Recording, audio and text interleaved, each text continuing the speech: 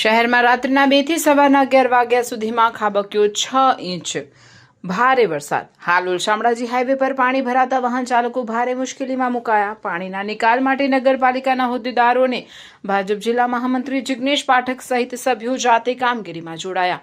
પાણીનો ઝડપી નિકાલ કરવા જેસીબીની મદદથી હાઈવેના ડિવાઈડર તોડવાની પડી ફરજ।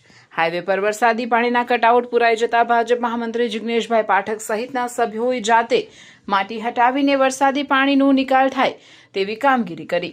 હાઈવે પર દર વર્ષે ભરાતા પાણીની સમસ્યાનો કાયમી ઉકેલ લાવવા વાહન ચાલકોની માંગ। તંત્રી નિલેશ કુમાર દરજી, પંચમહાલ શહેરા।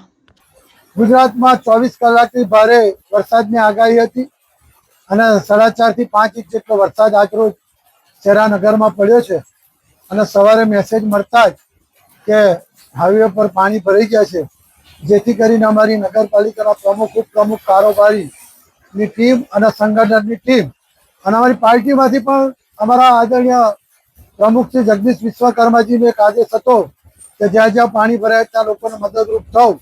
સૌએ ભેગા મળી આજે ડિવાઈડર તોડી ગ્રીન પાર્ક સોસાયટી અને જે હાઈવે અણિયાદ ચોકડી પર જે પાણી ભરાયું હતું એ નેશનલ હાઈવેનો જે ડિવાઈડર હતો એ તોડીને એનો નિકાલ કરી અને લોકોની જે ગાડીઓ બંધ પડતી હતી, લોકોના ઘરોમાં જે પાણી ભરાતું હતું એ પ્રશ્ન આજ રોજ અમે નગરપાલિકાની ટીમ અને સંગઠનની ટીમ ભેગા થઈને હલ કર્યું।